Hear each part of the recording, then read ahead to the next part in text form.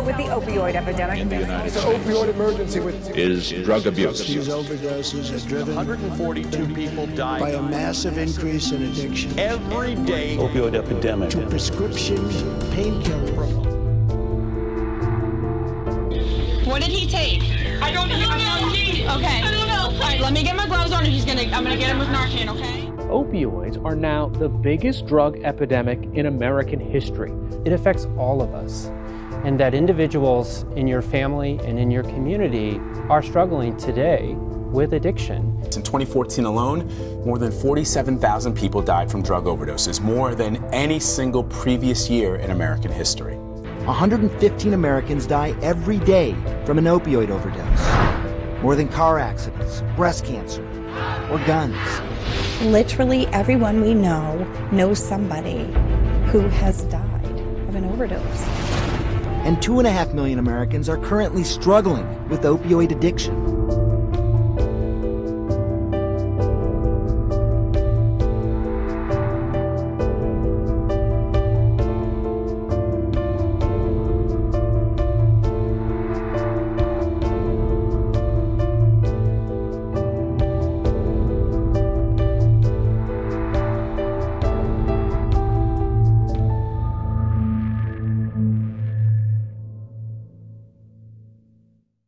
It all starts with ideas. That's why I'm here. That's why I started Entrepreneurial U, because I knew somewhere along the line for social entrepreneurial projects that are as wicked as the opioid problem is, you need big thinking. You need thinking that is going to break through traditional confines of legislative measures. It's going to break through traditional thinking of safe thinking, easy approach thinking. And my guys, my 9 students, 5 from Drew and 4 from FDU, they are prepared to carry the mantle, on showing and demonstrating what design thinking can bring to this party.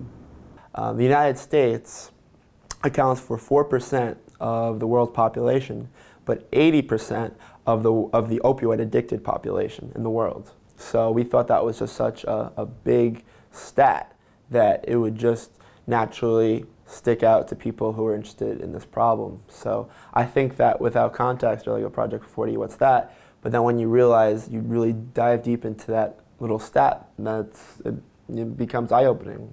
Basically, as soon as I saw Opioid Project, that just hit right at home for me, especially. And I've been hearing on the news a lot about New Jersey has a huge problem. Even Chris Christie was on the air a few years ago trying to figure out solutions, give more funding, and we're spending billions of dollars in the country trying to find different ways to fix the problem. So I thought that it would be a great investment of my time to try and help research this problem.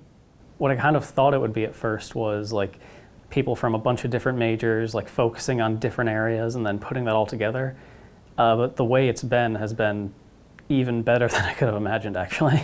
The amount of creative thinking, I guess, that we have to do. I didn't imagine we'd be sitting around just throwing out any ideas that pop into our head and building on them for anything, and then doing a kind of arts and crafts thing at the end of each class. I decided to join this project, the Opioid Project 480, because through my history classes, I learned that opioids are such a dangerous thing in the wrong hands, and obviously they are right now in this point in time in our history.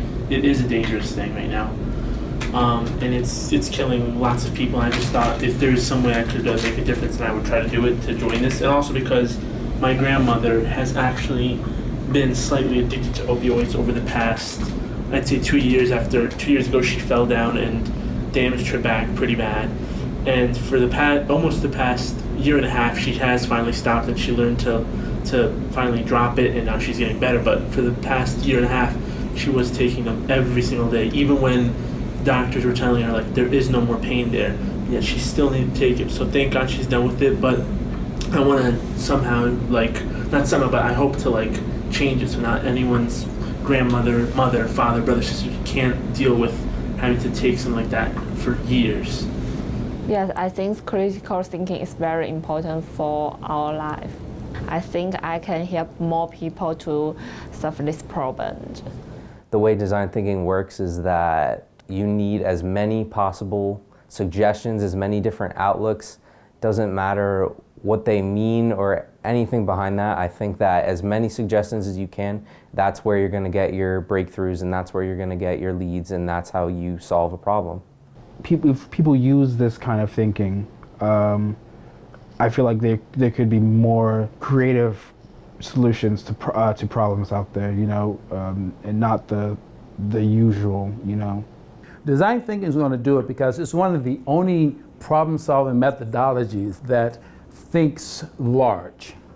The only problem-solving methodology that trusts the process of random thinking and forced connections.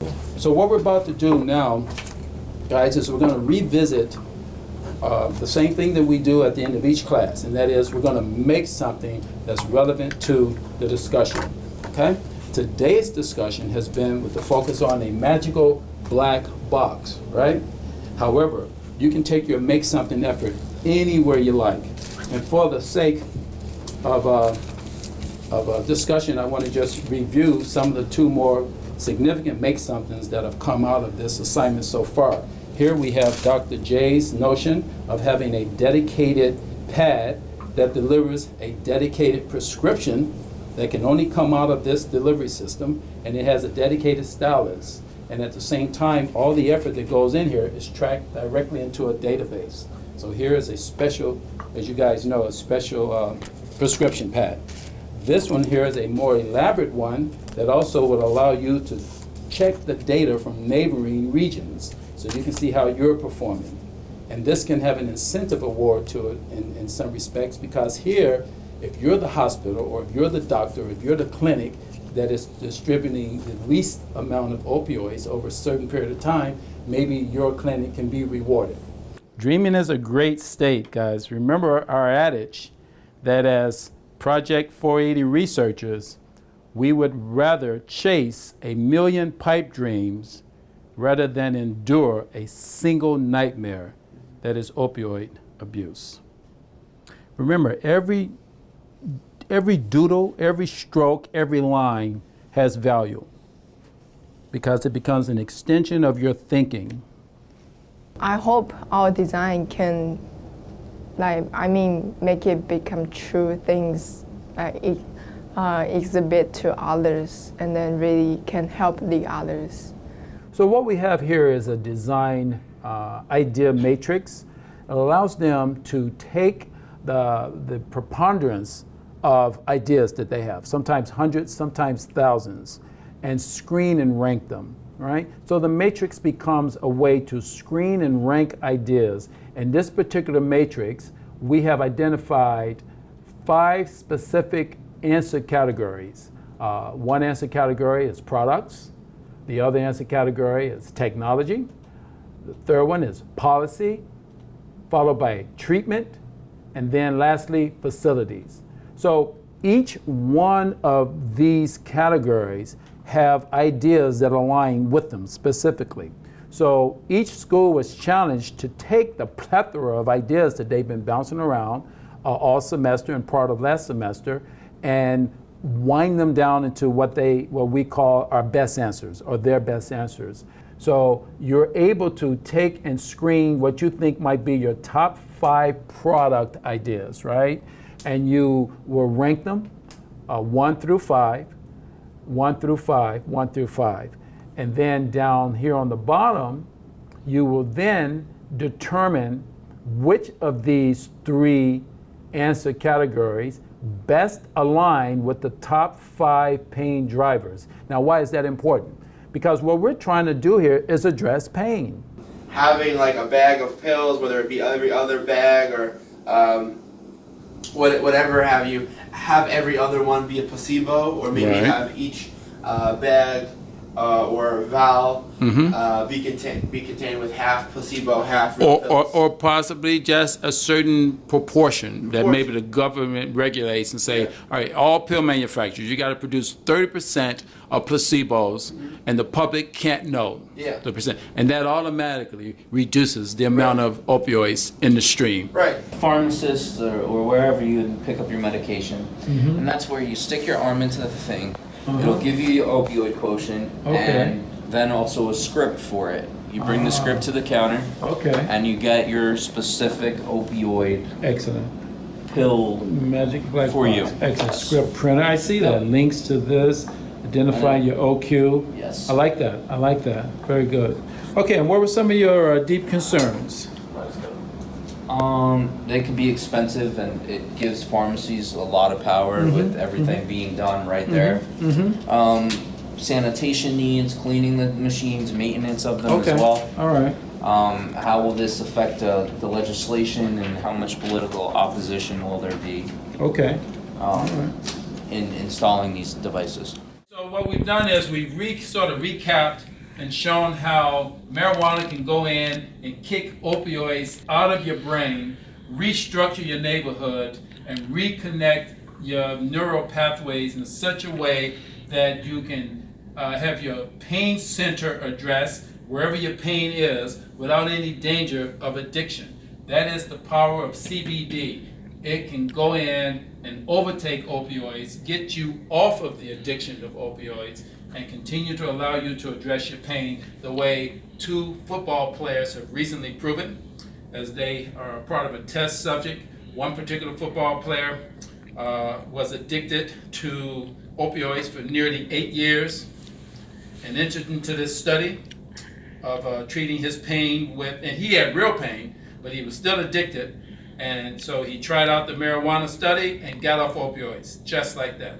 Same way with another football player who is presently playing the game and has petitioned the NFL to allow him to continue to have his pain treatment through CBD, and the NFL has told him no twice, but he's vigilant. So what we've done so far, we've looked at clever things like a marijuana Band-Aid. We've looked at transferring that to a marijuana cast, all right? Assuming that perhaps marijuana can be absorbed through the skin, conceivably. We've looked at the possibility of using it for steak seasonings, combining the beautiful aroma of a ribeye steak with that of the aroma of the marijuana, frying on the grill. And then we looked at grass-fed, marijuana-fed cows, right? So that they're feeding on marijuana, and then that's translated directly into the meat, and then also perhaps the milk. Henry suggested an entire supermarket where you can go down the aisle and everything in there is related to marijuana. So what we're looking at here is a deep dive in creative ways that marijuana can be woven into everyday life to help address pain. We need to put a lasso around this problem, and Project 480 is going to do just that. And if given an opportunity to have a larger voice, a louder voice, through the bullhorns of Hackensack Meridian and through the bullhorns of St. Joseph's Hospital, I am confident that we will present a game-changing answer somewhere over time. My team, we will. So my idea was a new type of pill. Okay. This pill would have inside of it some kind of small little chip. It's digestible and it dissolves in stomach acid. Okay. But right before it does, it sends a message to a database. So once the database picks up that a pill has been consumed, that pill, number 3462, prescribed by Dr. So, taken for so. Each and every single pill is accountable for. Wow. Again, it's the notion of constantly pushing the envelope, constantly pushing the subject, right? Reckless abandonment. We closed our freaking eyes and dreamed for 2 to 3 minutes. You stood up to a challenge to think about some kind of magic box, and what you gave me is a magic pill. but it is so on point that I am chomping at the bits to see how our experts will respond to this.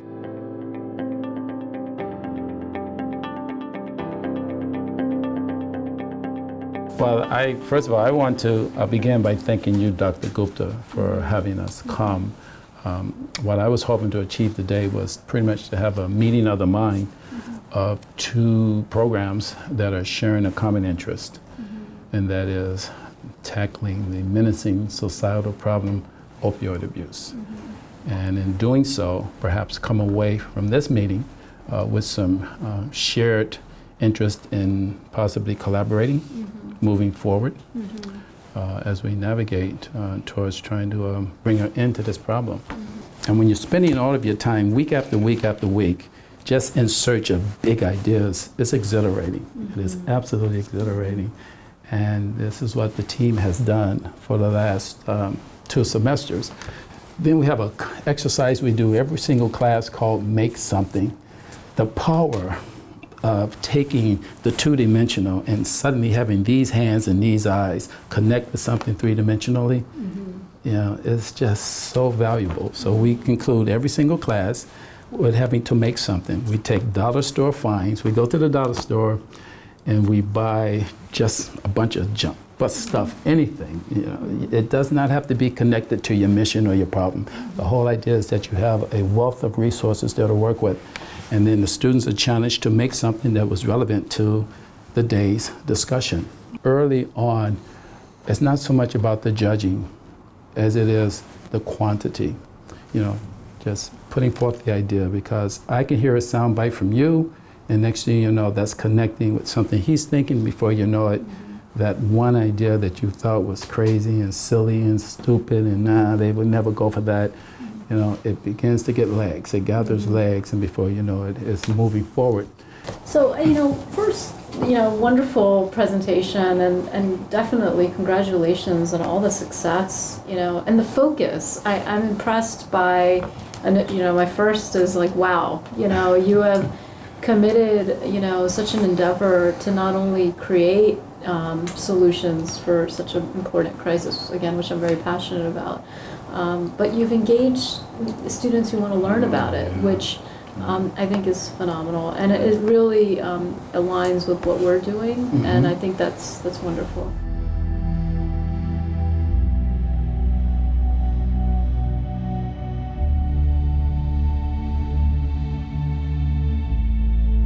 I think, guys, what I want you to know from moments like this is that it helps to build character. It's a life lesson, and most importantly, to know never to get bent out of shape when these unexpected moments happen. They're just a reality of getting things done, you know, and nothing is ever made easy.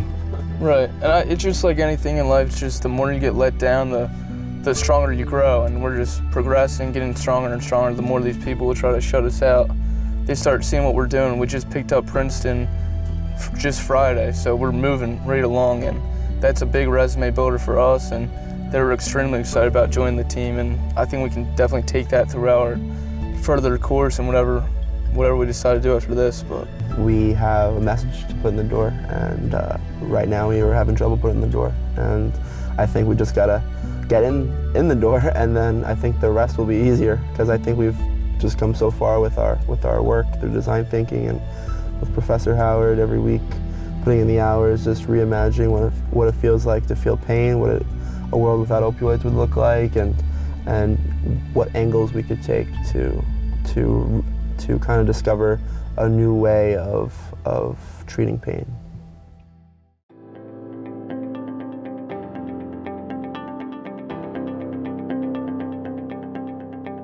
So today we're having a display of all the ideas we've came up with and then put onto paper basically, and kind of displaying it for everyone to see.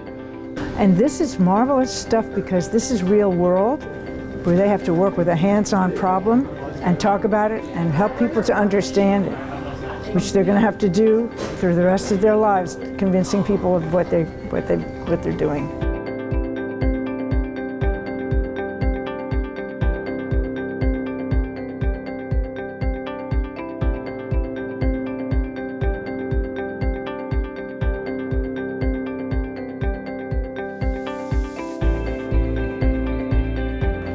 In my mind, it is a no-brainer to support Professor Howard and his team in their efforts. Last year, this was just supposed to be a Civic Scholar project and fulfill a requirement. But this year, it's been more of a fulfillment than a requirement. It's been more of a fulfillment of a dream, really, to chase something really bigger than yourself, bigger than the 5 people that, the 4 people that I work with, and between us and the FDU guys, it's something that when we've come together, we really start something larger than ourselves. It's really not just the handful of people, the 8, 9 people that we are.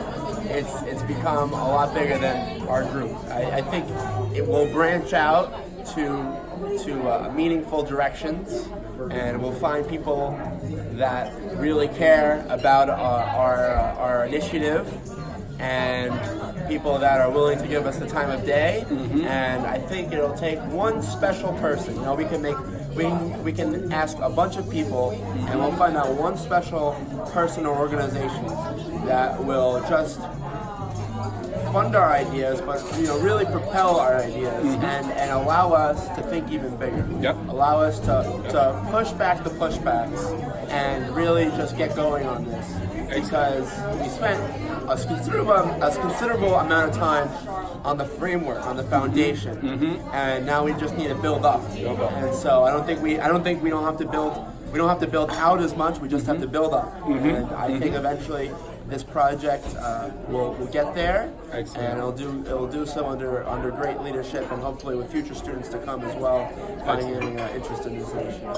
In the future, I think when I'm thinking something that I will use more critical thinking. Okay, more creative thinking. So you think this is a lifelong experience that you've learned to embrace? Yeah. The creation of that board and the showcasing of that board was really when this whole project kind of turned into here's ideas. Excellent. I think this is a big thing for me. I haven't tried this kind of project in my life ever, so it's a great experience for myself. And then, I feel the great things is when I talk to my friend about what things I'm doing, and then they say, "Wow, how cool things you are doing." So yeah, this is. And that's kind of rewarding to have your friends give you approval, right? Yeah. Validate it. Yeah. And also, when I don't have idea about our work, I will talk to them. They always give me the idea. That's good.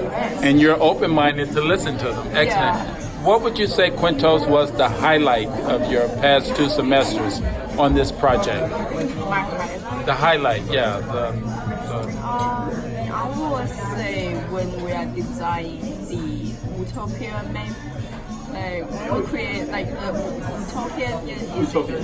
Oh, the utopian model. You like the utopian model. Yeah. Okay. Yes. I create the words for us. So I think this is a great idea. That was a fun project. Yeah. It really allows you to just expand your thinking to every aspect of life, so to speak. Very good. Excellent. Congratulations to Project Team 480. As a physician who's worked in the community for a number of years, I've always been a proponent of decreasing the amount of drugs that we use for pain management in patients. I want to congratulate Professor Howard on bringing design thinking to approach this problem of opioid use in our country, as it has reached a significant problem, a level that really needs to be addressed. The Project 480 students who have become involved, I applaud them for all of the work that they have done. I congratulate them on getting through the first couple phases, which includes the empathy and design generation. I wish them all the best as they proceed into the subsequent phases, which include design testing and implementation, and I wish them all of the best as well in terms of getting together with other institutions and collaborating with institutions like the St. Joseph's Hospital and Medical Center. I am sure that as they approach the next phases, that they're going to be as enthusiastic as they have been in these initial phases, and I am sure that they will help to solve the problem of the opioid addiction that exists in this country today.